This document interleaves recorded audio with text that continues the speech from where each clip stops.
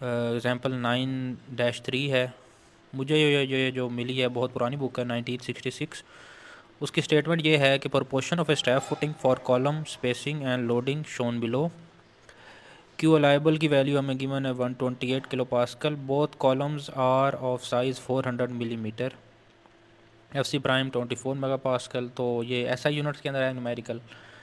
और जो फाइनली हमारा जो स्केच बन रहा है वो इस तरह का है कि एक्सटीरियर कॉलम के ऊपर लोड है डेड लोड 320 और 260, और इंटीरियर कॉलम के ऊपर डेड लोड है 500 and 400, dead load and live load. Distance between the loads is as shown है 6.2 metre. Column size is 400 cross 400, ये हमें गिवन है। दोनों कॉलम्स का यही साइज़ है। नोटेशंस हमने लेक्चर के अंदर देखी थी कि इसमें नोटेशन L1 B1 इस तरह की यूज़ करेंगे। तो size of your exterior footing is shown with L1 cross B1 and here L2 cross B2। Reaction forces from the bottom are shown with R1 and R2। अब जो R1 है ये तो इसेंट्रिक लोड लग रहा है, रिएक्शन है जो कि ई डिस्टेंस के ऊपर है from the centre of the column, exterior column. लेकिन R2 जो है वो बिल्कुल कोइंसाइड कर रहा है with your load coming from the above from the column. अब ये जो एक्सटीरियर फुटिंग है हमारी, सॉरी इंटीरियर है, ये स्क्वायर फुटिंग होती है। तो इसका L1 is equal to B2 होता है। तो इसको हम ऐसे भी लिख सकते हैं कि B2 क्रॉस B2 या B2 का स्क्वायर। अच्छा, distance between the reaction forces is shown with S1 which is unknown, but here we have a value of 6.2 metre given between the column forces. Plan में, अब ये plan में show किया गया है, ये जो डैश लाइन है ये आपकी स्ट्रैप बीम है। स्टेप बीम की डायमेंशन एक्चुअली हमें नहीं पता क्योंकि हम आगे इसको ना अज्यूम करते होते हैं और इसको अज्यूम करके कॉलम के साइज़ से छोटा ही लेते होते हैं। अच्छा जी, सबसे पहला स्टेप, स्टेप 1 में हम ये करेंगे कि हमने फाइंड करना है फुटिंग्स का साइज़। फुटिंग का साइज़ हमें नहीं पता यहाँ पर ऑलरेडी, हमें बस उनके दरमियान जो है ना वो कुछ डिस्टेंसेस गिवन है, लोड्स गिवन है। उन लोड्स वगैरह को यूज़ करके ना हम फाइंड करते हैं इनका size. P1 which is summation of dead load on column 1 and live load 320 260 580 हो गया। P2 is summation of your loads on the column 2 900, इन दोनों का summation is shown as 1480 kilo Newton. इन्हीं को हम फैक्टराइज्ड लोड में कन्वर्ट करते हैं ये रिलेशन यूज़ करके। 1.4 into for column 1 320 plus 1.7 into 260 890 हो गया। P2 को हम इस तरह शो करेंगे, ये फैक्टराइज्ड लोड है। इन दोनों का समीशन जो है वो बनता है हमारा 2270 किलो न्यूटन। अल्टीमेट रेशो हम फाइंड करेंगे which is ratio between the summation of your factorised loads and non factor loads. ये आएगी हमारी 1.53। ये हम यूज़ कहाँ करेंगे, ये हम एक्चुअली यूज़ करते हैं अपने क्यू अलाइबल को अल्टीमेट अप्लाइड सॉइल प्रेशर बनाने के लिए। 1.53 क्रॉस ये हमें गिवन है, क्यू ए है ये आता है 183.6 किलो पास्कल। अब ये कुछ रिलेशन जो है ना ये हमें गिवन है लेक्चर के अंदर, उन्हीं रिलेशन को जो लेक्चर के अंदर गिवन है ना उन्हीं को मैं यूज़ करता हूँ यहाँ पे। Summation of your column, summation of moments around the column load equal to 0। Moments find करने के लिए फिर हम क्या करेंगे, जो भी फोर्सेस आ रहे हैं उनके डिस्टेंसेस से मल्टीप्लाई करेंगे। तो अराउंड द कॉलम 2 हमारा है, तो कॉलम 2 हमारा इधर है। उन दोनों के दरमियान जो डिस्टेंस है यहाँ पर PU1 आ रहा है और इसके ऊपर PU2 आ रहा है। इन दोनों के दरमियान जो डिस्टेंस है ना वो S है। तो हम क्या कर रहे हैं अराउंड द कॉलम 2, तो R1 जो नीचे से आने वाली R1 है multiplied by S total S minus E, उसमें से ये E माइनस कर देंगे हम, क्योंकि E जो है ना ये असल में यहाँ पर R1 नहीं आना, ये R1 यहाँ है। E जो है ना वो यहाँ से यहाँ तक डिस्टेंस है। तो हम इस टोटल एस में से ये ई माइनस करके ना उसको मल्टीप्लाई करते हैं R1 से। ये यहाँ गलत इस तरह से गलत ड्राइंग हुई हुई है। अच्छा, फिर PU1 which is this one, PU1 multiplied by इसका डिस्टेंस, यहाँ पर हम मोमेंट ले रहे हैं तो उसका डिस्टेंस S है, डायरेक्ट S हमें गिवन है, वो आ गया। ये हम इक्वेशन इसको नाम देंगे इक्वेशन 1। फिर जी रिलेशन 1 है ये, दिस इज़ 1, मतलब इस रिलेशन को हम यूज़ करेंगे। फिर हम क्या करते हैं, हम करते हैं around reaction force 1, around this one, ये जो R1 है ना, इसके अराउंड हम मोमेंट की कैलकुलेशन करते हैं। तो क्या करेंगे, PU1 इंटू एस माइनस ई, PU1 इंटू एस माइनस ई, मतलब ये वाला डिस्टेंस PU2 आएगा यहाँ पे, सॉरी, हाँ ये PU2 है, क्योंकि हम इसका इस R1 से डिस्टेंस फाइंड कर रहे हैं इसका। तो उस टोटल में से ये ई माइनस करके ये P इस फोर्स के लिए आ गया। फिर R2 जो इधर नीचे आ रही है R2, उसके लिए उसका डिस्टेंस यहाँ से यहाँ कर वही है जो इसका है, बस ये है कि ये नीचे से आ रही है तो इसको नेगेटिव में शो कर दिया हमने। PU1 का डिस्टेंस E से, ये PU1 ऊपर आ रहा है ना, तो ये डिस्टेंस सिर्फ E ही है, तो उसी E से मल्टीप्लाई कर दिया हमने। उसके अंदर वैल्यूज़ पुट कर लेते हैं। ऊपर भी हमें कर लेनी चाहिए थी वैल्यूज़, हमें पास ये भी है, ये भी है, ये भी कर लेनी चाहिए थी, लेकिन चलो।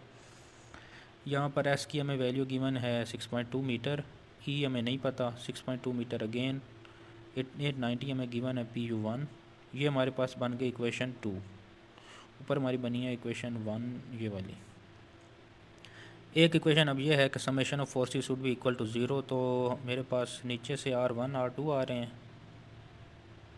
और ऊपर से PU1 और PU2 आ रहे हैं, तो इन दोनों को मैंने PU के इक्वल सम किया हुआ है, वो ये था। तो summation of forces PU minus R1 minus R2, ये इक्वेशन 3 बन गई मेरे पास। अब हमारे पास 3 इक्वेशन बन गई हैं, उनमें काफ़ी अननोन्स हैं। उनमें हमारे पास ये 2 अननोन्स हैं, ई अननोन है, और क्या अननोन है, और हमारे पास हाँ ये 3 है। तो हम क्या करेंगे, हम अज्यूम करेंगे टू सॉल्व इक्वेशन 1, 2 एंड 3, वो assume E is equal to 1.2 metre. This is like a trial value, ये हम चेंज भी कर सकते हैं। आगे हम एक टेबल बनाएंगे, उसमें हम ना कुछ और वैल्यूज़ को भी ट्राई करेंगे। तो इस ई को हम इक्वेशन 1 में जब पुट करते हैं तो हमारे पास R1 की वैल्यू आ जाती है 1103.6 किलो न्यूटन।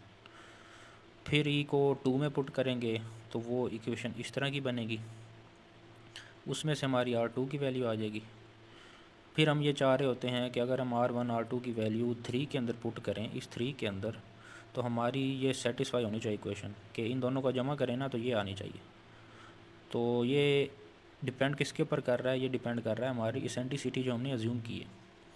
इसेंट्रिसिटी हमने जब अज्यूम की और हमने ये यूज़ की तो हमने देखा कि हमारी इक्वेशन 3 इज़ सेटिस्फाइड। ठीक है जी। अब हमने सिर्फ ये सारा कुछ कर लिया है। अब हमने ना ये फार्मूला यूज़ करना है, ये भी लेक्चर के अंदर गिवन है। इसमें बस ख्याल ये करने वाली चीज़ है कि ये जो ए है ना, इसके अंदर ये कॉलम का साइज़ है। This is not size of the strap, this is not A1 और B1, this is A which is the size of the column. तो size of the column is given है 0.4, ई हम वही यूज़ कर लेंगे 1.2। ये हमें लेक्चर के अंदर फार्मूला गिवन है। इसमें से हमारी L1 की value I which is the longitudinal dimension of your footing 1, 2.8। फिर हम ये फार्मूला यूज़ करेंगे B1 फाइंड करने के लिए। R1 की हमें वैल्यू अभी हमने ऊपर निकाली है, QU हमारे पास है जो कि factored of applied soil pressure था, ये भी हमने निकाला है ऊपर, ये हमने निकाला है यहाँ पर, ये निकाला है। ठीक हो गया। अब इसके अंदर हम वैल्यू पुट करेंगे तो हमारे पास आ जाएगी B1। इसका ये मतलब है कि हमारे पास फुटिंग 1 का साइज़ आ गया, फिर L1 भी आ गया, B1 भी आ गया, और उसका एरिया निकला है ये area of the footing 1। Footing 2 की डायमेंशंस रह गई हैं। फुटिंग 2 की डायमेंशंस के लिए हमें ये फार्मूला यूज़ करना चाहिए, और अगर हम सिर्फ B2 ही फाइंड कर लें तो भी काफ़ी है, क्योंकि फुटिंग 2 जो है ना वो स्क्वायर फुटिंग है। It's B2 is equal to L2। तो B2 हमने निकाला इस फार्मूला के अंदर, ये हमें गिवन है, हमने ये निकाल के तो वैल्यू आई हमारे पास 2.52। Area of the footing 2 is 2.52 इसके। Total area of the strap footing except the strap beam की हमें नहीं ना पता डायमेंशंस, तो जो दोनों फुटिंग्स हम दोनों को मिला के ये बनता है 12.36 मीटर स्क्वायर।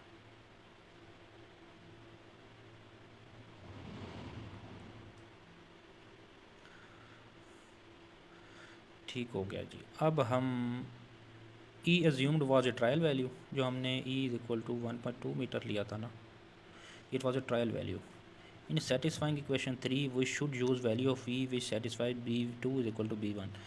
एक्चुअली तो हम ये चाहते होते हैं कि हम ऐसी फुटिंग बनाएं जिसके अंदर B1 जो है ना वो B2 के बराबर हो, ताकि चाहे हमारी स्टेप आ रही है दरमियान में, हमारी इस तरह की केस ना बन जाए कि ऐसे ना हो कि B1 तो B2 के बराबर है लेकिन L1 और L2 के दरमियान बहुत ज़्यादा फ़र्क है।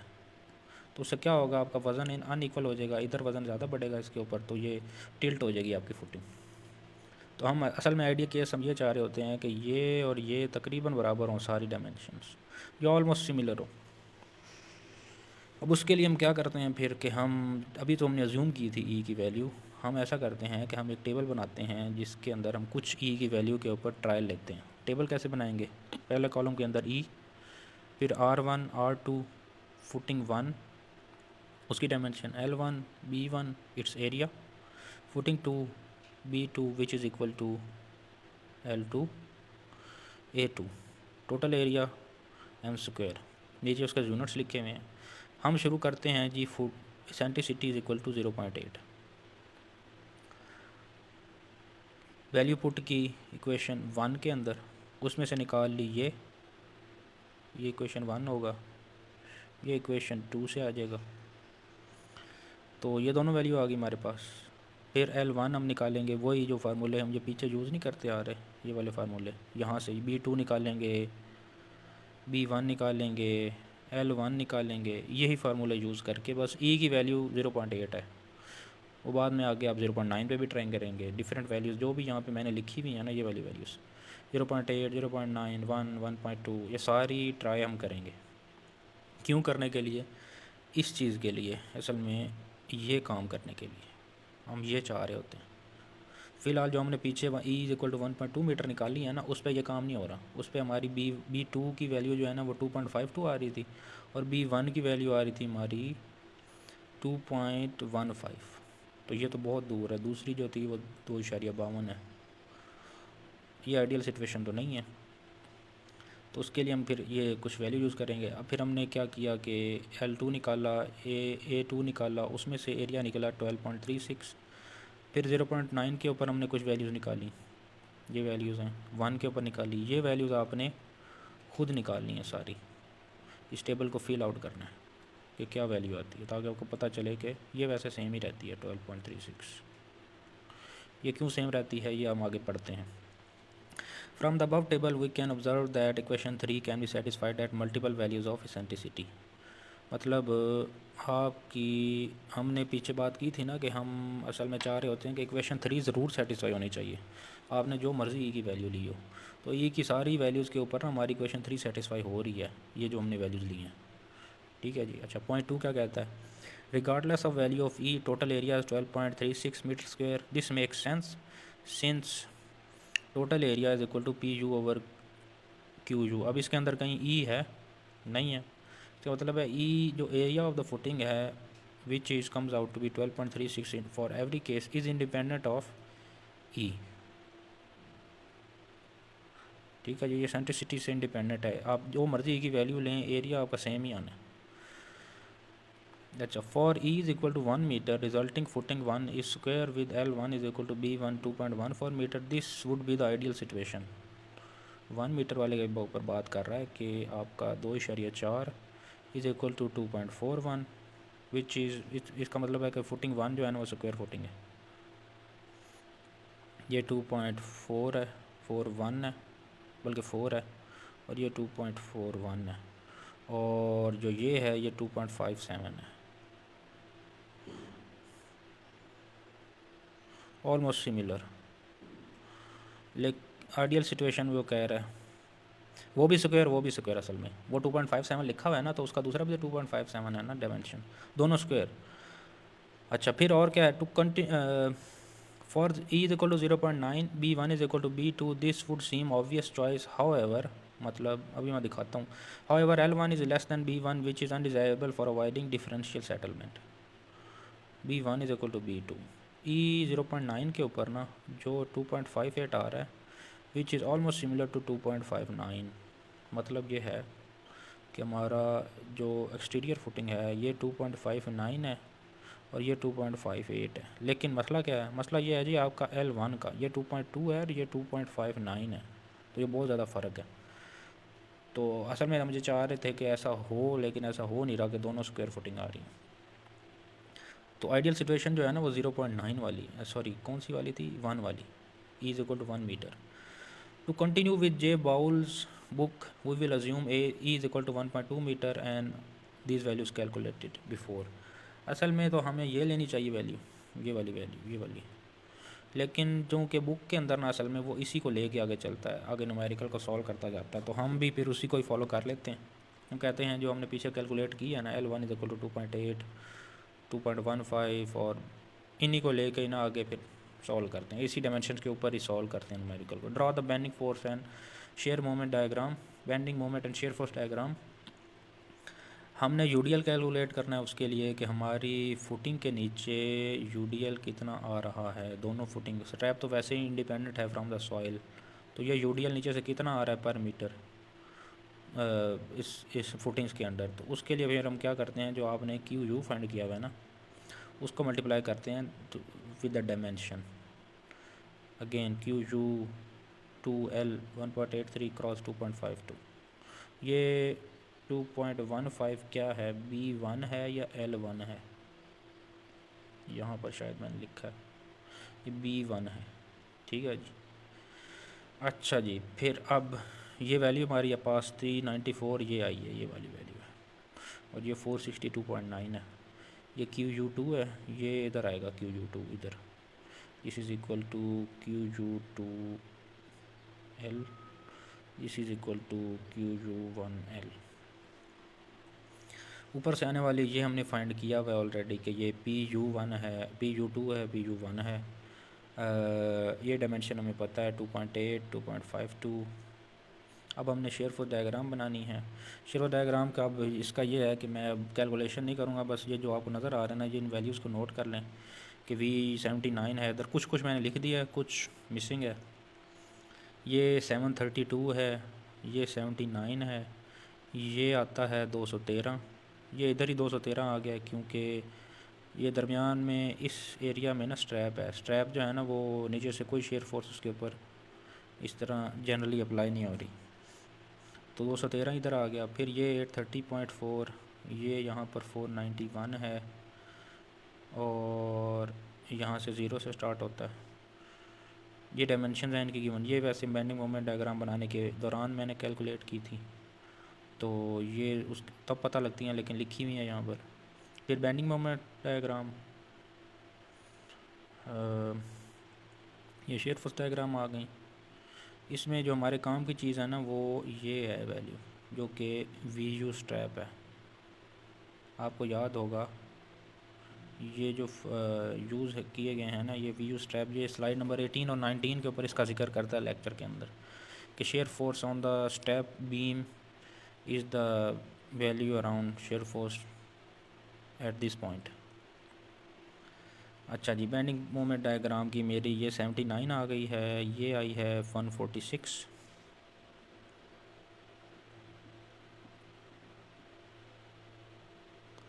ये है 828, विच is the maximum positive bending moment for the footing 1। So this will be for top steel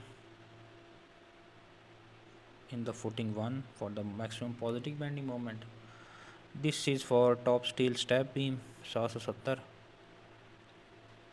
ये मैं क्यों वैल्यू रिपीट कर रहा हूँ, क्योंकि ये आगे यूज़ होनी है, यही मोमेंट्स की, इन्हीं मोमेंट्स की वैल्यूज़ के ऊपर ही तो हम रिफोर्समेंट्स अपनी देते हैं। ये आदि 270 टॉप स्टील इन फुटिंग, और this is bottom steel value 260।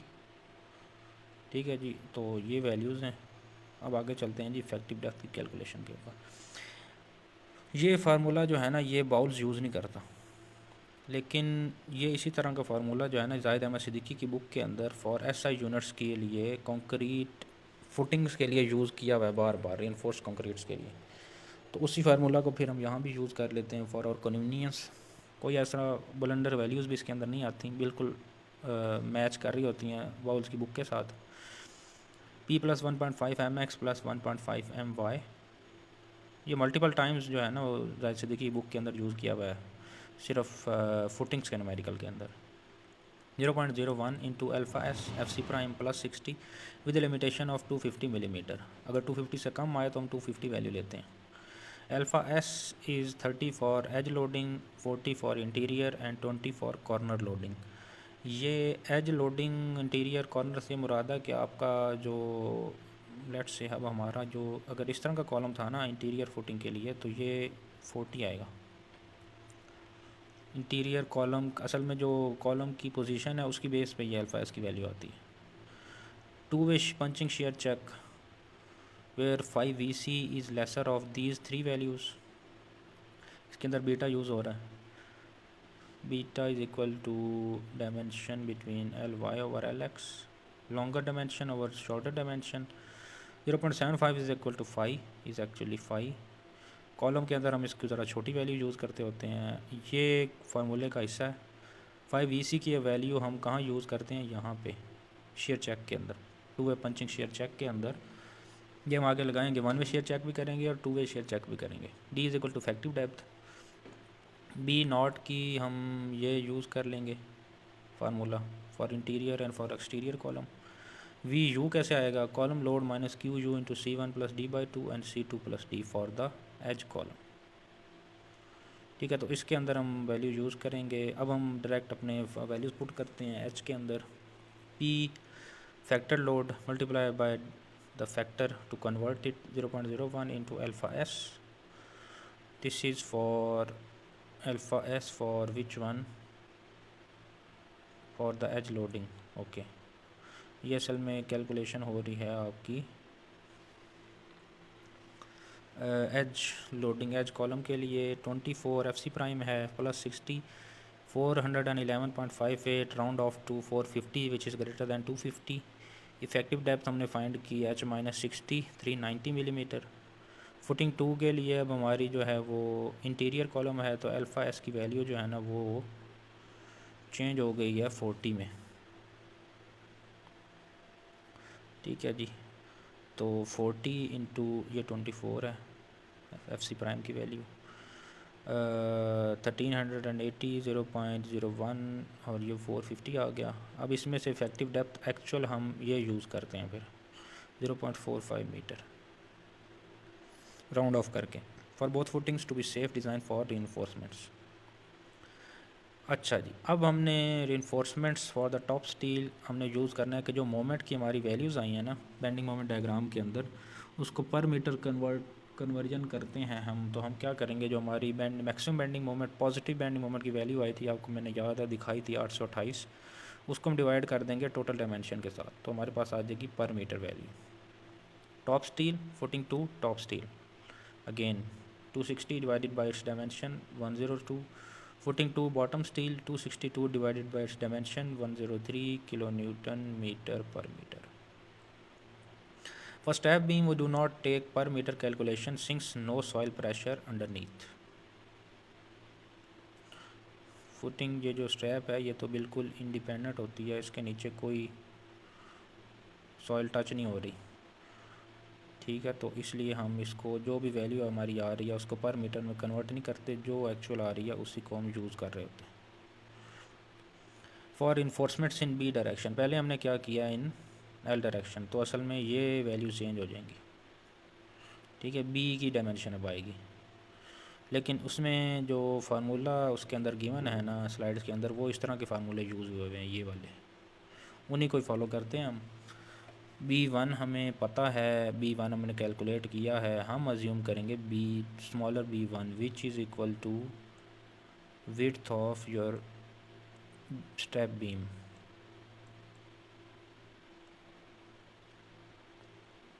Assume B1 for strap is equal to 0.3 meter less than 0.4 meter which is column size। मतलब ऐसे अगर कॉलम है ना तो स्ट्रैप बीम अगर मे बी ऐसे आ रही हो कि 0.15 मीटर इधर से छोड़ दिया और 0.15 मीटर इधर से छोड़ दिया, तो बाकी बचा 0.3 मीटर की स्ट्रैप। ये वैल्यू हमने पुट की, तुम्हारे पास ये S1 की वैल्यू आ गई, ये यहाँ यूज़ की S1 का स्क्वायर QU/2, S1 का स्क्वायर यह आ गया 78.5 किलो न्यूटन पर मीटर। अब ये क्यों हम कर रहे हैं ऐसे एक्चुअली, बी डायरेक्शन में मोमेंट्स फाइंड करने के लिए रिइंफोर्समेंट हमने फाइंड करनी है, तो उसके लिए हमें मोमेंट्स चाहिए। पीछे हमने जो वैल्यू यूज़ की है ना मोमेंट की 770 वो वाली, वो एल डायरेक्शन वाली वैल्यूज़ है। अब बी डायरेक्शन वाले मोमेंट्स के लिए ज़ाहिर है दोनों एल और बी दोनों डायरेक्शन में रिइंफोर्समेंट्स देनी है, तो दोनों डायरेक्शन की मोमेंट्स वैल्यूज़ पता होंगी तो ही निकाल सकेंगे। अच्छा, अब इसके लिए फार्मूला थोड़ा इस तरह का है फुटिंग 2 के लिए। जैसे ही उसकी नोटेशन चेंज है तो फार्मूला भी थोड़ा सा चेंज है। अच्छा जी, अब स्लाइड नंबर, ये जो फार्मूले हैं ना ये स्लाइड नंबर 17 के ऊपर हैं, ये मुझे याद है ये वाले फार्मूले। स्लाइड नंबर 18 या 19 के ऊपर ना इस तरह का फार्मूला गिवन है, और इसका ये मतलब है this is equal to V U और V strap over B H should be less than V C which is equal to 8.87 F C prime into B. तो असल में हम इन दोनों फार्मूलाज को कंपेयर कर रहे होते हैं। इसके अंदर हमने वैल्यूज़ पुट की, ये बी शेयर फोर्स डायग्राम के अंदर मैंने आपको बताया था कि वैल्यू आती है, इसको हम यूज़ करते हैं। बी हमने अज्यूम किया हुआ है जो कि B1 है एक्चुअली। एच नहीं पता हमें, स्टेप के अंदर B1 पता है, H1 नहीं पता जो डेप्थ है उसकी।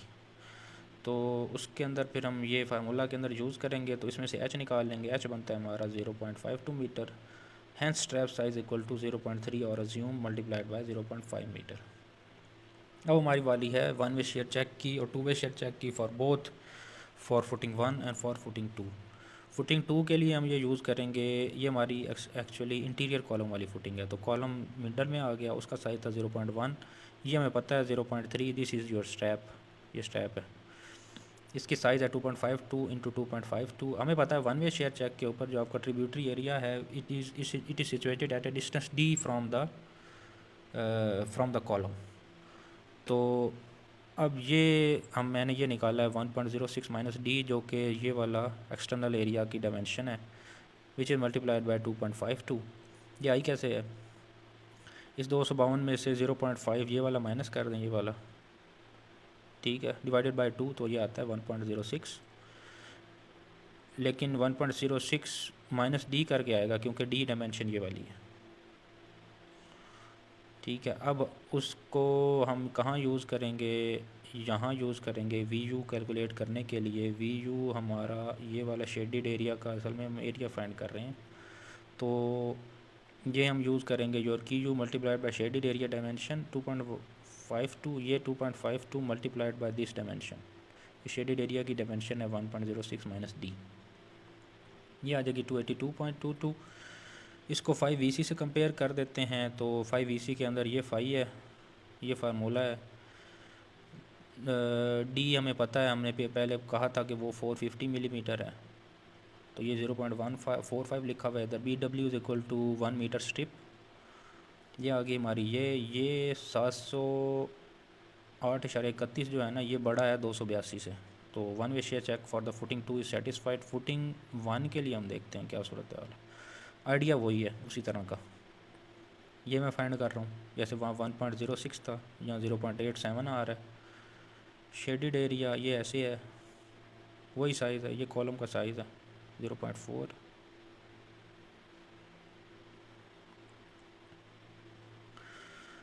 फिर इसी तरह 2.8 को इससे मल्टीप्लाई करेंगे शेडिड एरिया की कैलकुलेशन के अंदर, 2.8 मल्टीप्लाइड बाय दिस, ये आ गया, ये डी की वही वैल्यू है 0.45 मीटर।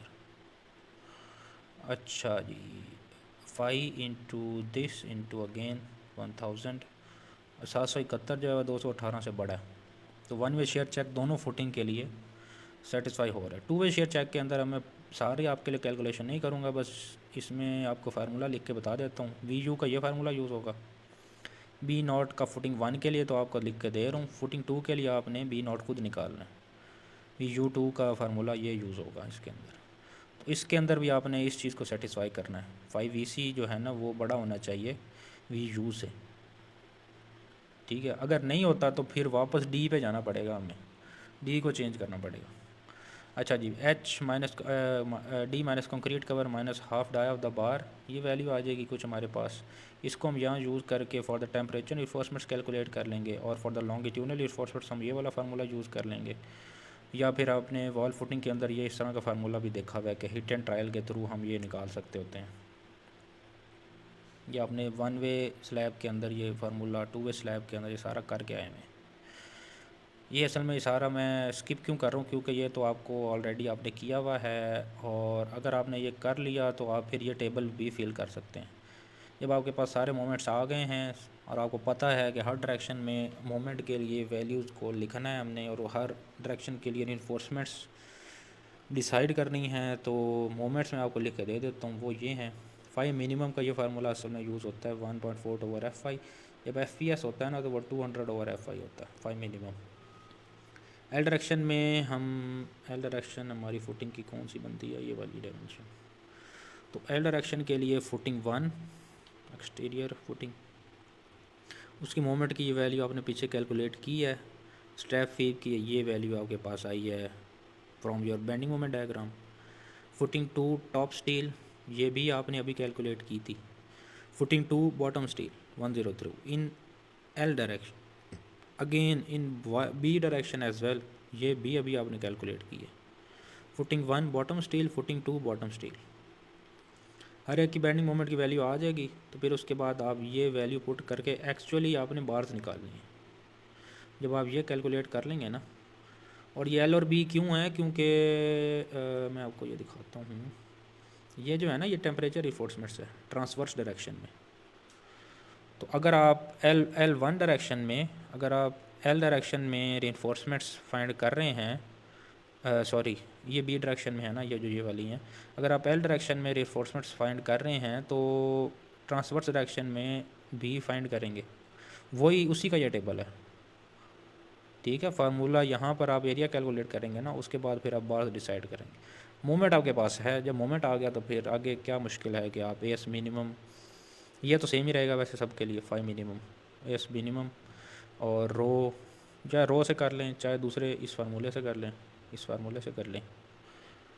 ठीक है जी, तो इस तरह आपने फिर बास डिसाइड करनी है और फाइनली इसको रिइंफोर्समेंट्स के ऊपर शो करना है। अब इसमें बुक के अंदर वो एक बात करता है कि आपके जो डबल बार्स आ रहे होते हैं ना कॉलम्स के, वो आपके फुटिंग के इसके अंदर यहाँ पे टाई होने होते हैं आपके फुटिंग के रिइंफोर्समेंट्स के साथ, और आपके फुटिंग के रिइंफोर्समेंट्स जो हैं वो in the in this direction goes in this direction as well as in this direction, और इनके साथ आपका स्ट्रैप फुटिंग की टॉप स्टील भी आ रही है। ठीक है जी, ये भी यहाँ पर टाई होनी है। तो यहाँ पर हमारा